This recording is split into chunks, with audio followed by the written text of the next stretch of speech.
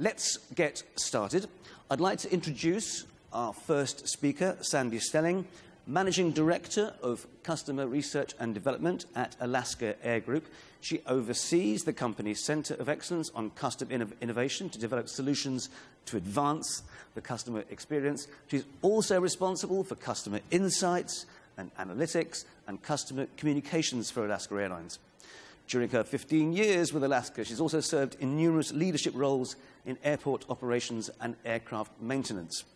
In addition to these responsibilities, she developed and led strategic programs to achieve performance and financial objectives across both Alaska and Horizon. Phew, that's some CV, isn't it? Please join me in welcoming Sandy Stelling.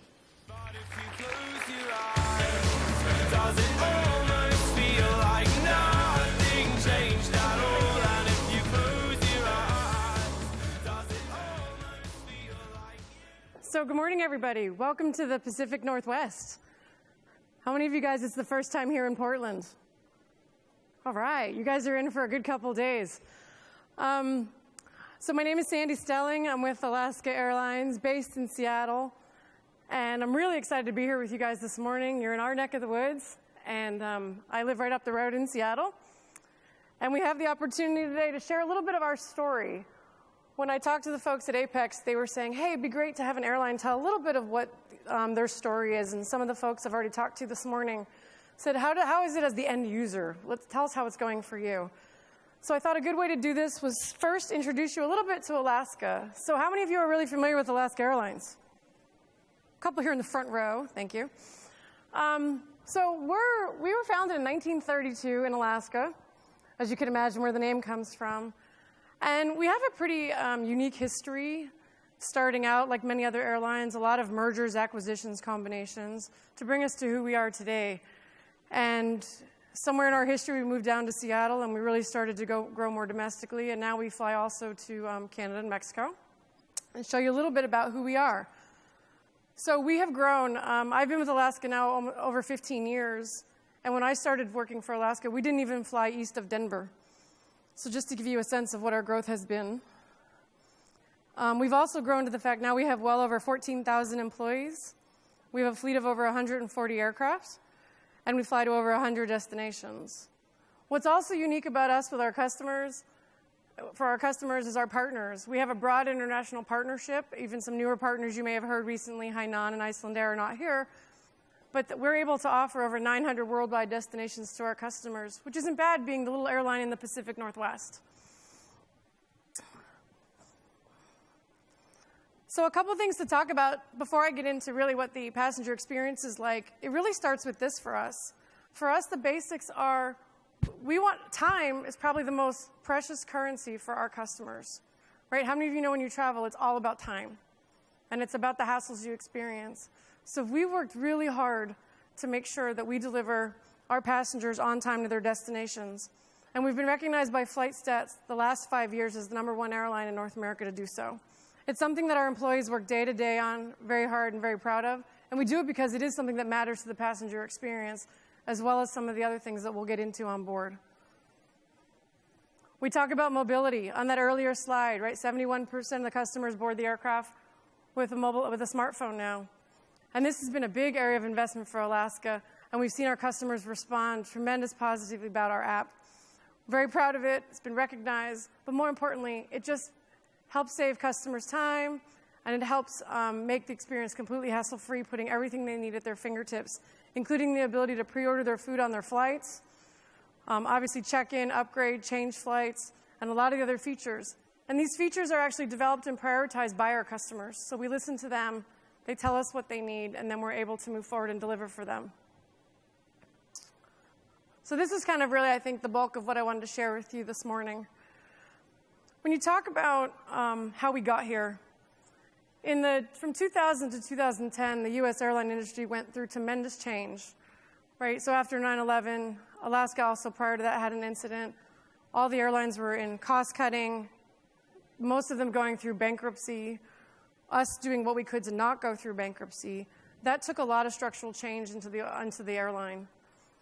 In the second half of the 2000s, so let's say 2005 to 2007, if any of you flew Alaska, First, I want to apologize. Because of the top 20 airlines in on-time performance, we were number 20 and fighting to be there. And what we realized was before we could do some of these other, deliver other experiences to brighten your day, we had to actually be able to run an airline.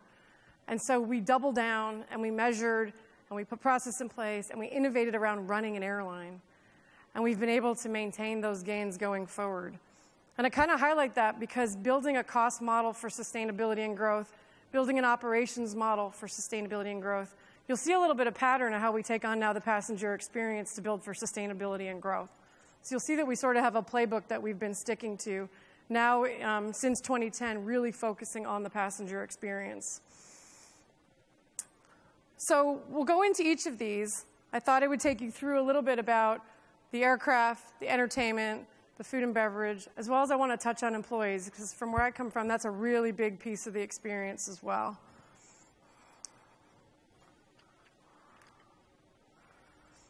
So as I said, we went through restructuring like a lot of the other carriers did. We didn't go through bankruptcy, but we did find is in about 2010, we woke up to a new industry. And we said, okay, with all of this competition now coming out of bankruptcy with different business models, and with our desire and willingness to grow, how are we going to position ourselves to do this in a sustainable way? And what we realized was the customer experience was clearly at the forefront. I don't think I'm telling anyone in the room here something you don't already know. The challenge for us was to figure out a way to do it that would allow us to grow and scale and still stay authentic and true to who we were. We weren't going to be able to show up and be some other airline. And just for context, we represent only about 5% of the market here in the US. So you have to realize is we want to show up and we want to play on the big stage. We got to figure out how to do it on our terms. And so how are we going to go about that? Well, like you saw, we began in Bristol Bay in 1932, which probably wasn't the most desirable place to start an airline. And so what happens is you start to innovate. And innovation really is solving problems in new ways, and for us it was just overcoming constraints and obstacles. Now we wanted to take all of that energy and figure out how we can innovate to deliver a better passenger experience. And so we started with the product, with the aircraft. I was talking to a couple of gentlemen here earlier who made comments about our seat selection, but that's okay. But one of the big things we did in the 2000s was we transitioned our fleet. We transitioned out of the MD-80 aircraft to an all 737 mainline fleet to make sure that we were fuel efficient, again, not losing gains in the cost model. More recently, we made changes on our seats and our interiors, moved to the Boeing Sky Interior, and we've actually introduced now in 2015 a Preferred Plus seating option for our customers, which we're seeing tremendous response. But a little bit how we get here. I think it's very easy for an airline to go, oh, well, we'll just put different seats in the aircraft. And we'll pencil out some numbers, and that will make sense. And a lot of times we're looking for an extra row for incremental revenue. But we actually started with the customer. We had feedback that said that they didn't have enough space. So how do you get more space? So we benchmarked against our current seats. We looked at other seats that were available. We brought customers in to sit in different seats. And you'll notice a pattern, though. We engage our customers in a lot of this process. And we're listening along the way so we can evolve our thinking and get smarter as we go. And the result of that is where we are today with our new Recaro seats that we have on board our aircraft, the new interiors that we have with our Boeing 737s and our Preferred Plus. And what we're moving forward now here is as well, so how many of you get anxious when you're going to board the plane for space for your carry-on bag?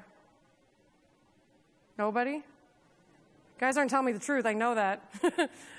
So we know that overhead space is a big concern for customers when they're traveling. And one of the big things we really looked at was what can we do? So again, we have a spirit of experimentation. We want to test, we want to learn. So we actually took one aircraft and put a ship set of bins on it and said, what would happen? How would it change the experience? And we surveyed not just customers. We wanted to learn from customers. We wanted to learn from our maintenance teams. We wanted to learn from everybody else. We also wanted to learn from employees in that case. And what we found was there were some things we were going to need to do to make this a winning solution for customers and employees. And with that, we now have, starting next month, we'll be taking delivery of our first space bins. That will enable, I think it's a 30% increase in overhead bin space on our aircraft for our customers. For those our markets, our flights will range from an hour to 6-hour flights. So there's a lot of opportunity with the business traveler and the short flight. Seattle Bay Area is a big one that we can actually accommodate more of the carry-on bags and take better care of what our customers are looking for. So entertainment. I love seeing like Warner Brothers and some of the other fun stuff, where entertainment comes from these days. I'll be honest with you guys, Alaska's a little behind where we want to be here right now. But in January, this past January, we launched Alaska Beyond Entertainment, and we have it made a couple big signature moves for us. What we did was we moved to a different onboard device for customers who wanted to use a device. We also created streaming onto our customers' own devices, enabling them to stream onto their device. It's an interesting debate you introduced about whether it's 2 devices, 1 device, how that's going to work over time, as well as power. And power is a fun one because we couldn't decide, do you do 110, do you do USB? You can see from the Instagram picture from one of our customers, we did both. And we found out it's been a winning solution. But I guess the one thing I'll share you we've learned is that the USB piece has actually given us a little more runway with customers in terms of brand perception, maybe than we intended or that we expected, assumed, but it's been a pleasant surprise. And if you're ever just walking down the aisle of the aircraft, it's always fun to see who's got what plugged in, to see what people are bringing with them. But this has been a big move for us. This has done a lot to improve the customer experience, and our customers are responding. We still have more work to do here, and I'll touch a little on what our next steps are as we look forward into 2016.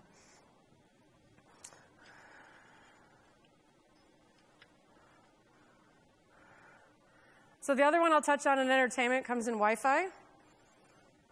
So how many remember a couple years ago when you had Wi-Fi and you were thrilled?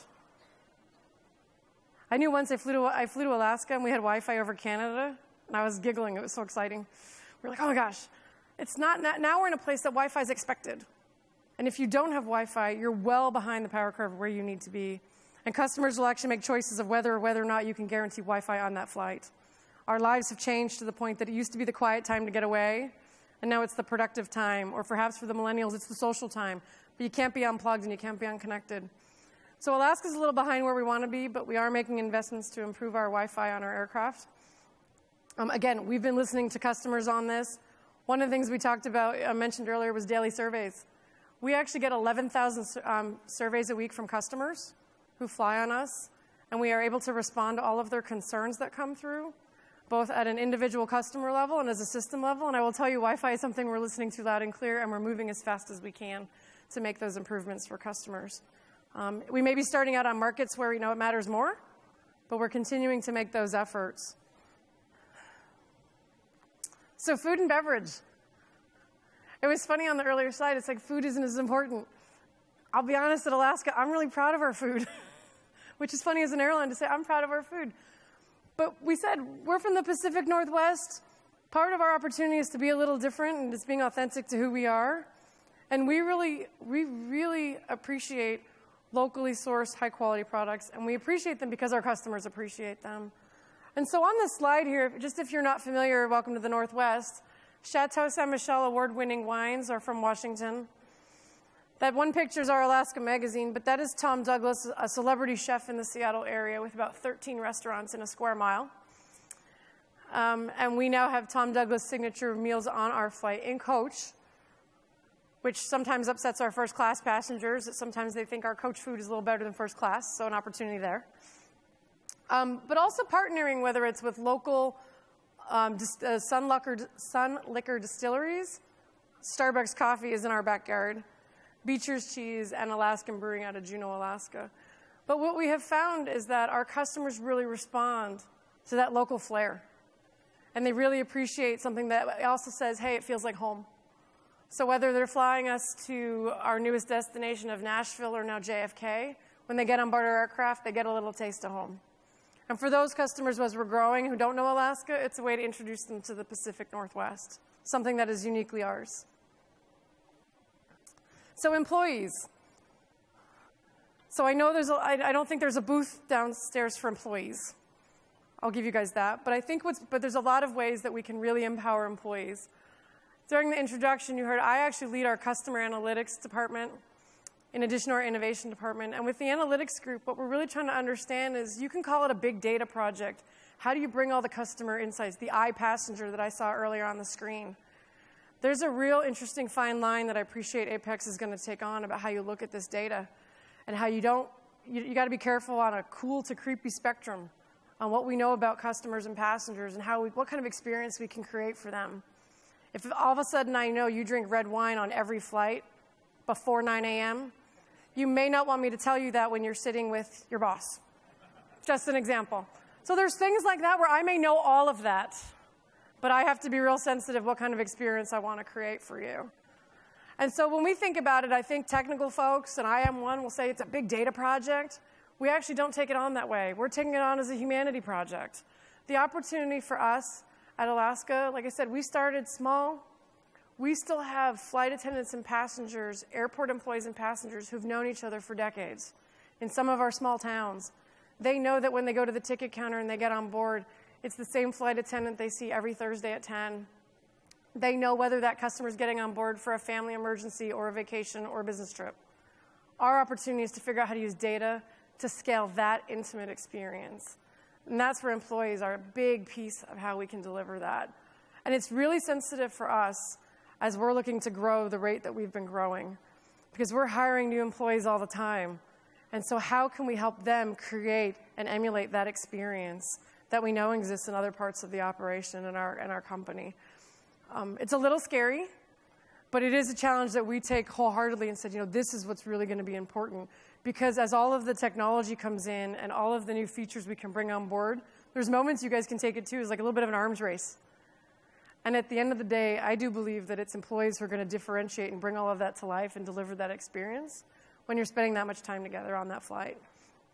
One other thing we've actually done to that, because while you've seen, we are continuing to invest in different parts of the experience, whether it is the cabin, whether it is the amenities and the entertainment and Wi-Fi, whether it is the food and beverage, those are all works in progress. We are paralleling that with a track to invest in our employees.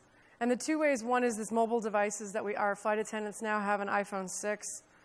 And they have the opportunity to bring more information in the non-creepy way to deliver an experience for customers and take care of them. We're also extending that to our airports. Our customer service agents in airports also are having mobile devices to do the same.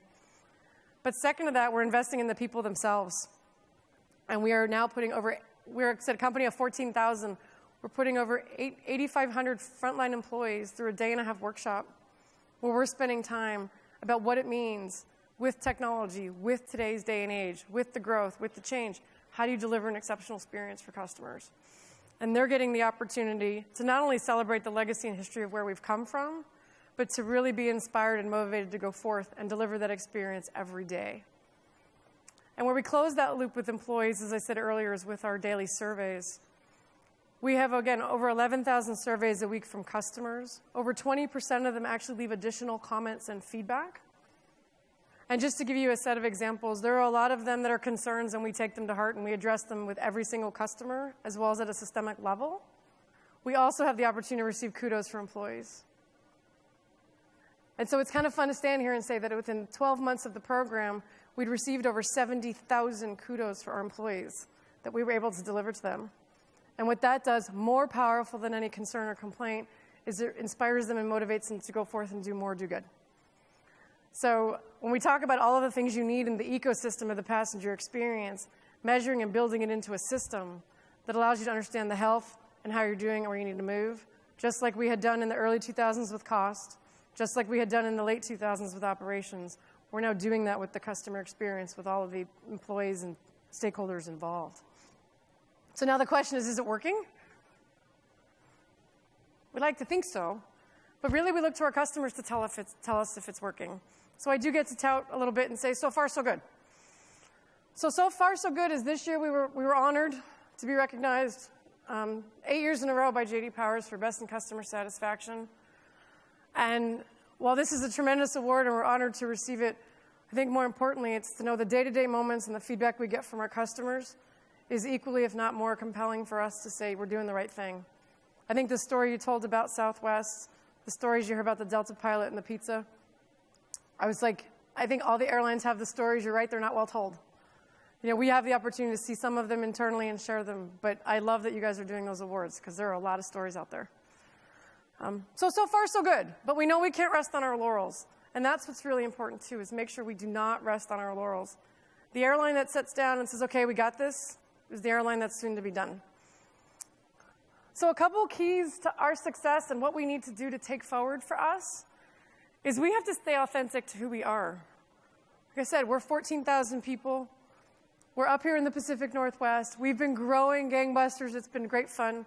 There's a lot of risk with that. But at the end of the day, we're Alaska Airlines. We know where we come from. We know what we stand for. And we're going to stay true to who we are. Some of that may look a little unconventional sometimes. Sometimes we try things and we're like, ooh, didn't quite get that one right.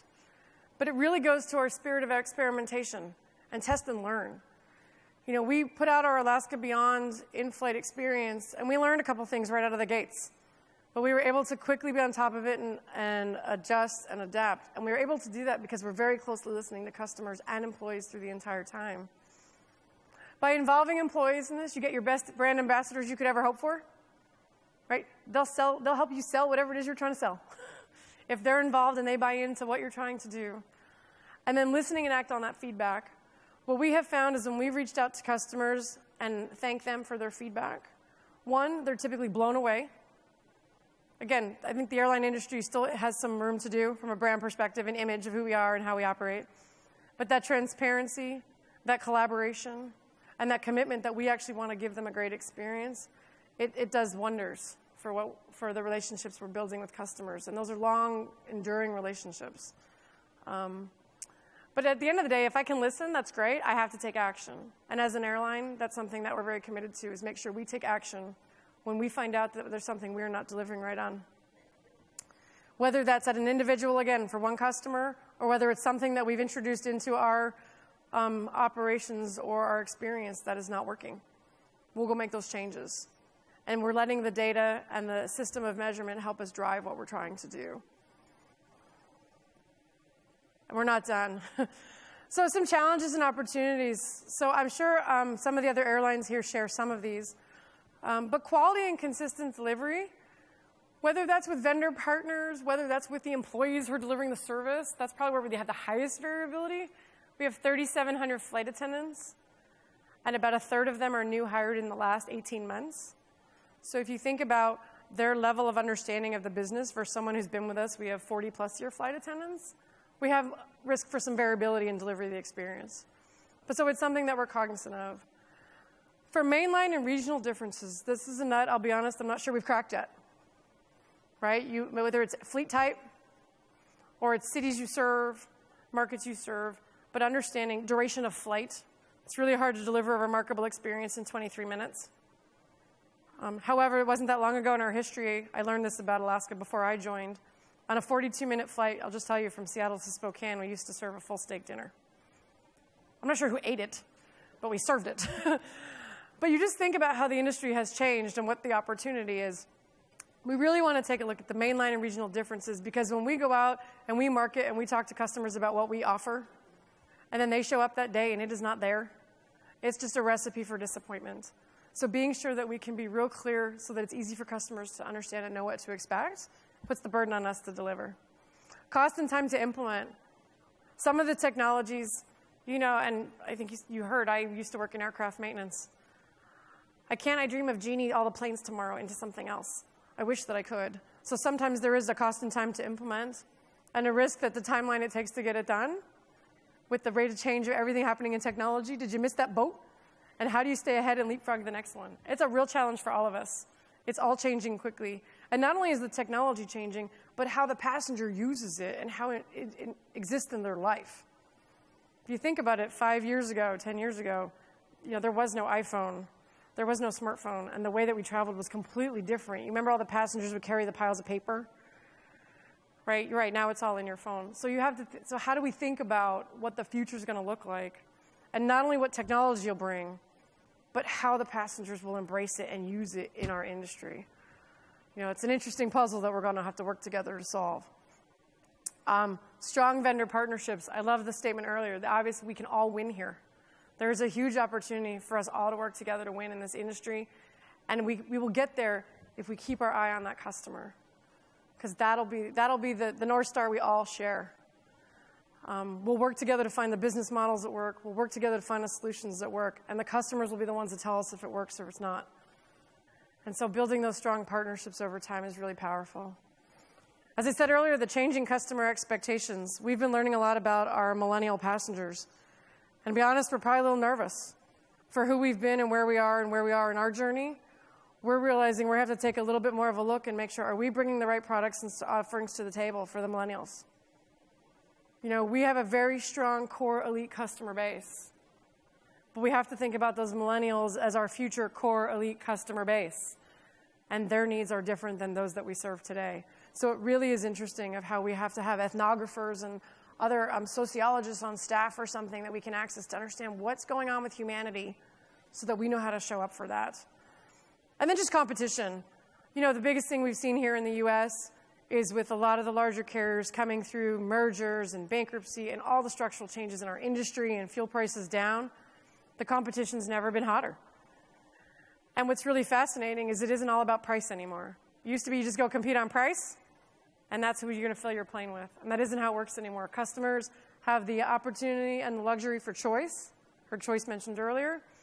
But we got to make sure we're presenting the choice that those customers want. So as I said, we're never done. We're not done. We're up to hearing it right now, to be honest with you.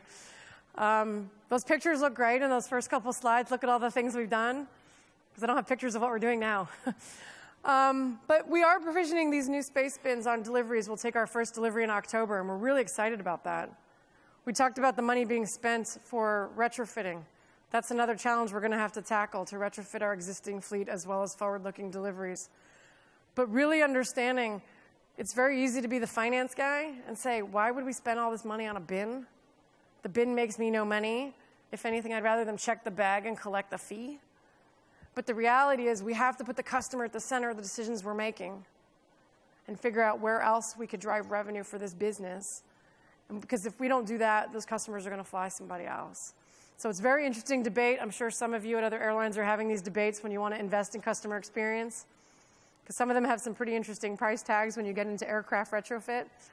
But we're doing the right things for the right reasons, starting with those bins. We are making improvements to our in-flight internet service. We still have a challenge in front of us. Over 20% of our flights, you may not know this, actually go to Hawaii, Alaska to Hawaii. And that really poses a challenge for us as we don't have a satellite service. And we're going to have to figure out where we put that in our pipeline. Because if 20% of if we say, hey, we're an airline that offers Wi-Fi service except for 20% of the time, it's not really a brand proposition you can stand behind. So that's something we're looking at. The in-flight entertainment content, we have some very Alaska-specific content. We're also getting feedback through those surveys I mentioned from customers about our content. And we're looking right now at what we can do to freshen up our content and make sure that it really appeals to customers and how we can find a win-win there as well. So that's in work. Onboard food and beverage. Part of this is we have great, again, frequent customers. They don't want the same turkey sandwich every week. The other thing, and you guys all know this in the galleys, how much food can I put on that plane? And how do I have the variety for everybody on board? So one of the things you saw in the mobile apps picture, we're looking at ways that customers can pre-order, which one gives them certainty and security they'll get what they want, but it also on the back end helps the business provision and put the right things on board the plane. Really key business opportunity to deliver against a customer need. And including our food and beverage, there's lots of opportunities there. It's been an interesting journey. Again, customer feedback on this has been terrific. It's been real helpful, whether it's the quality or the type of food. Sometimes we've also backed into it's the way we've actually educated our flight attendants to serve it and prepare it. We learned a lot there. We're like, oh, we should explain to the flight attendants how to prepare that food. That would be helpful. So we learned that within a week of launching a new product. Invest in our flight attendant mobile apps. This is new this year, so we are just getting started. This is a great greenfield for us. I think the interesting thing looking forward with this is the ecosystem on board that aircraft. You have in-flight entertainment, the flight attendants have devices, the customer has devices, there may actually be an airline-provided device. How does that ecosystem work on that aircraft to create an experience? Who's talking to who? Who knows what about who? How's that going to work? Very interesting space. Very cool. Could be a little creepy. But it's just something that we're playing about. And then for us, it really is a commitment to who we've been. Keep listening to employees and customers. Make sure that we're listening to what's going on out there so that we can be quick and adapt. Because the big thing in all of this, and you guys know this well, right? It's speed. This industry's never moved so quickly. And customers' expectations have never been moving as quickly as they are. Because the competition isn't the last airline they flew. It is the last time they were served. And so really understanding where service levels are changing across all industries is where we have to pay attention. So in the future, airlines will win and lose on the customer experience. Again, it isn't about price. You're still going to have the price shoppers. I'm not here to tell you that the price shoppers are going away. They're there. They're going to be, they're customers who will buy strictly on price forever. Don't want to turn them away, want to appeal to them as well. But at the same time, there are customers with discretion, with choice. And we got to make sure we're offering what those customers want. And that customer experience is what it's going to be about. A challenge for us as an airline is products are easily copied. We stood alone for a while with a service guarantee that we offered to customers, and within a day it was offered by a competitor, so our advantage was gone in one day. So when you look at products and services and some of that, you have to be real careful about how long are you going to enjoy that honeymoon? How long are you going to have that advantage? And when that advantage goes away, what do you have next as experience? And then that really does look to your employees. Are you investing in your employees the way you're investing in your products and services so that raise all boats, so that the entire experience is getting better, regardless of whether it's a digital touch point, a seat, or an employee that you're working with. We believe strongly that our employees are a differentiator. And as I said, we are investing in them to make sure that they're prepared for what this new industry brings and that they can take care of our customers as we grow. So we invest in both. So I say thank you.